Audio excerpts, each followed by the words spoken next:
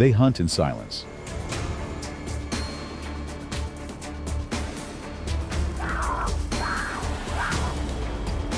They move alone. But when territories collide, stillness breaks.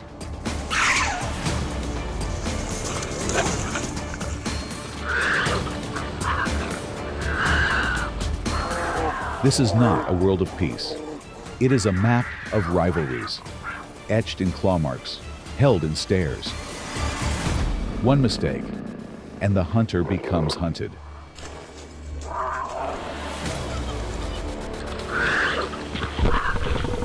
When predators cross paths,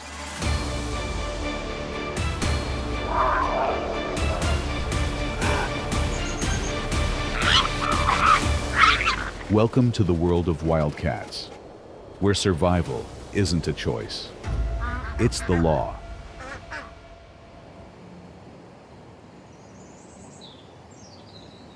Few predators are as widely distributed across a continent, yet remain as quietly invisible as the bobcat. And though it may seem modest in size, its ambition knows no such limits. Among the prey it pursues, there are those far beyond its weight class.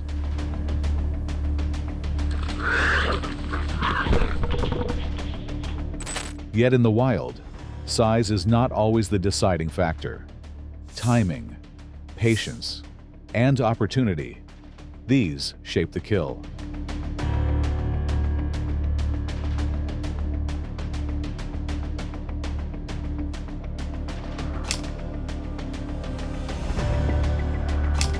The bobcat relies on absolute stillness, concealed beneath scrub or shadow. Young ungulates can fall victim to its strategy. Deer may not be a regular part of the bobcat's diet, but under the right conditions, when fawns are newly born or separated from their mothers, the risk becomes viable.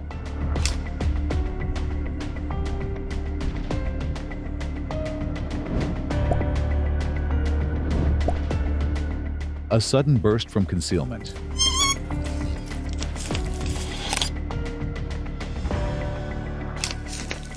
Not every attempt ends in success, but the fact that it dares at all speaks volumes of its quiet confidence. These clashes are not rare. Bobcats and coyotes compete across much of the continent.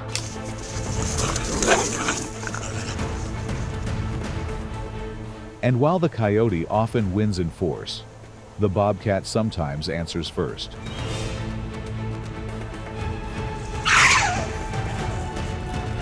When a lone canine ventures too close or lingers too long, the strike is sudden and often unexpected.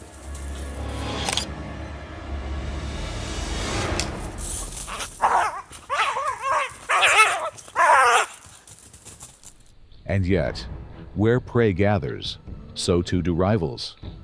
A fallen fawn draws more than just the bobcat's eye. Coyotes, ever watchful, may circle, drawn by the same scent, seeking the same reward. In such moments, the hunter may be forced to defend its prize.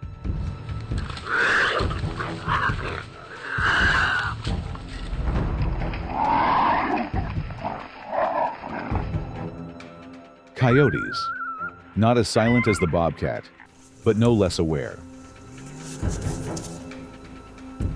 At first, it is one, and the bobcat stands its ground.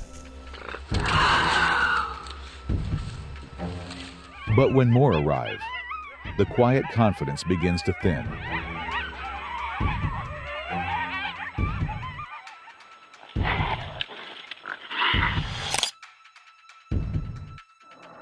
A confrontation follows, sharp and brief.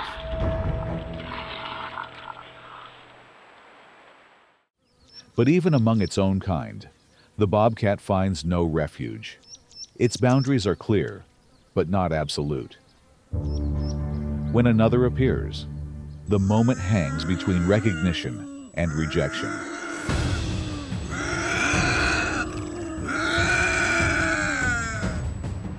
Tension builds in posture, not sound. A stare becomes warning. A breath becomes challenge.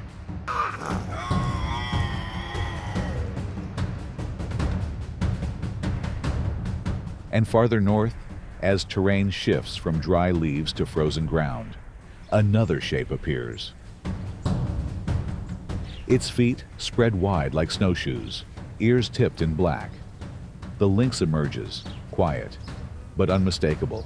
A cousin to the bobcat, yet shaped by colder lands. The lynx waits, beneath trees heavy with frost, beside trails left by lighter feet.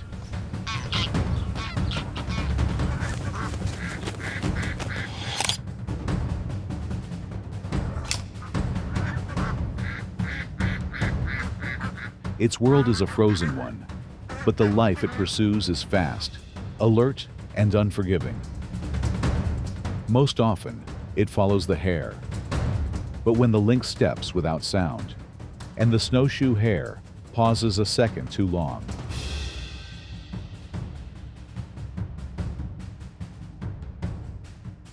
it ends, as it often does, in a spray of snow and silence.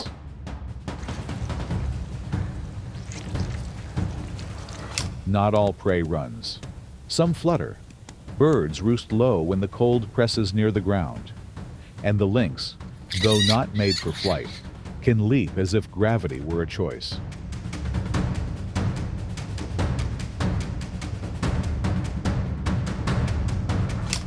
In leaner times, even a fox may become target. Not preferred, not easy. But when territory shrinks and hunger lingers, the lynx does not turn from risk.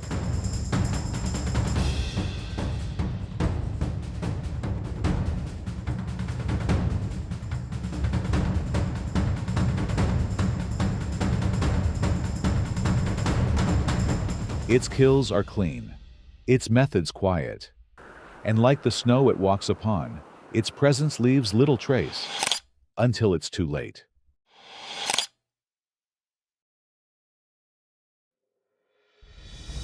For a creature that walks alone, even the presence of its own kind can feel like intrusion. When lynx meet, the forest shifts. Two figures, near identical in shape and silence, sharing the same space, but not the same intent.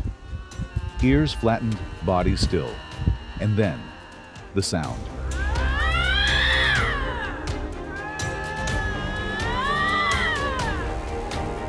But not all encounters end that way. Territory in winter is scarce, and hunger less forgiving.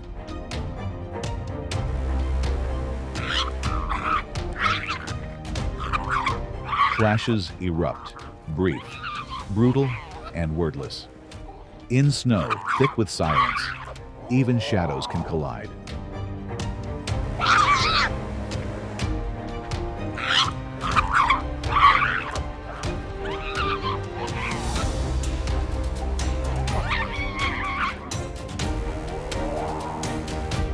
And though rare, the lynx may face something far more formidable. The mountain lion, larger, heavier, dominant in nearly every measure.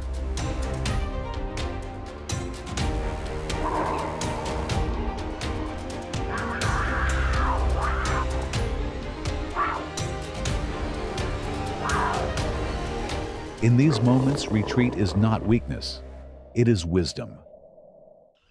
For beyond the snow and timberline, another shadow reigns. Larger, quieter, and far more dangerous. It is built not for pursuit, but for ambush. A body low to the ground, muscles dense along the spine, hind legs coiled like springs, waiting for the terrain to choose its moment.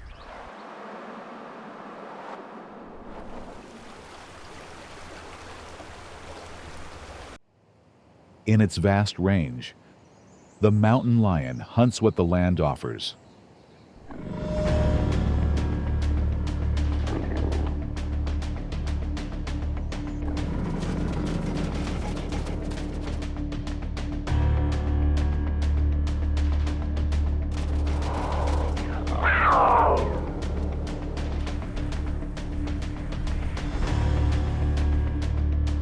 But not all prey offers the same challenge. Deer are the most frequent. Quick, lean, and wary of every shadow, they test the mountain lion's discipline. When that moment comes, it does not hesitate. One powerful leap, launched in silence, is often the only sound that matters.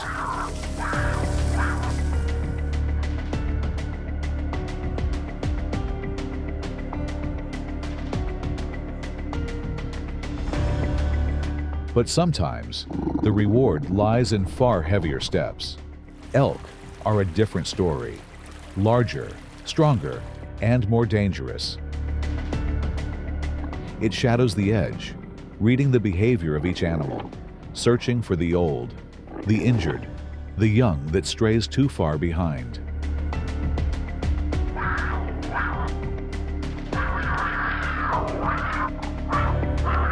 The deer demands patience. The elk demands boldness. The mountain lion survives by knowing when to be either.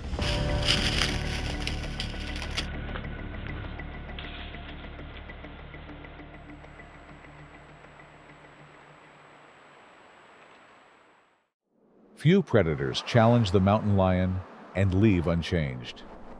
But in the shifting theater of forest, cliff, and snow, power is never uncontested. A lone wolf is a different kind of threat.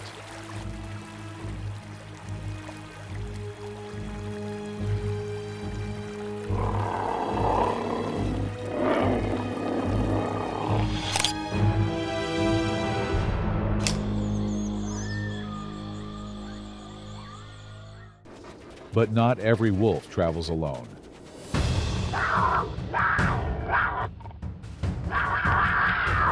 When shadows move in unison and eyes begin to multiply, the balance changes.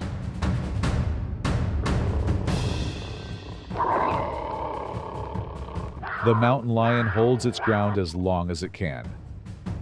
But even precision has limits, and when the moment turns, it slips away. Not defeated, but unwilling to gamble what cannot be reclaimed. Bears don't negotiate. Their presence alters the space before they even move. The mountain lion may stand smaller, but it does not always stand down.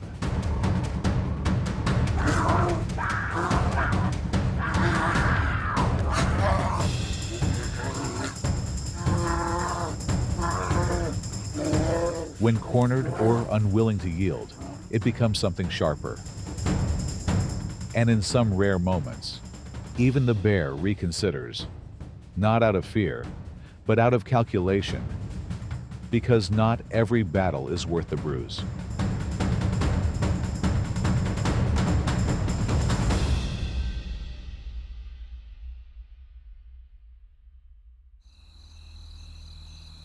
It weighs barely 2 kilograms, yet few predators match its success. While lions brawl for dominance and mountain lions stalk from ledges, this one hunts in silence. But night after night, it kills more efficiently than any of them. It moves between shadows, stopping only to listen.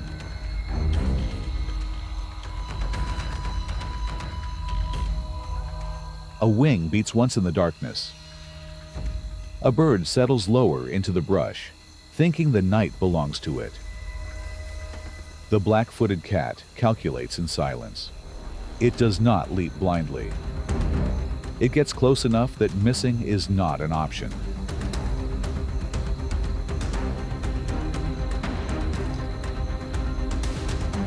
The bird will never see what took it. In open plains and thornveld, where cover is scarce and prey is quick to flee, the caracal survives by aiming higher.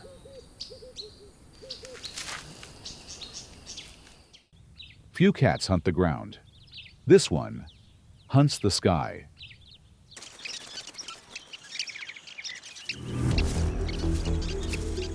There is no warning call for what comes from below.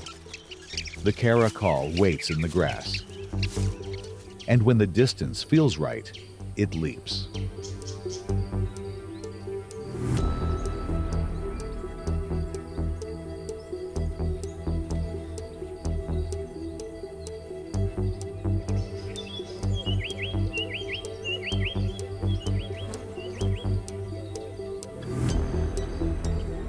In midair, time narrows, and in the space between wing beat and fall, predator meets flight.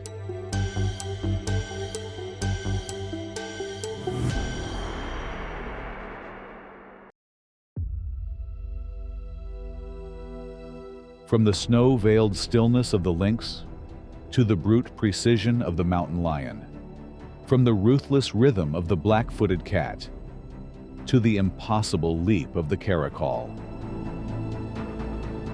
They are survival, distilled into form and instinct, each one shaped by silence, sharpened by need, and carried by the land they walk, alone.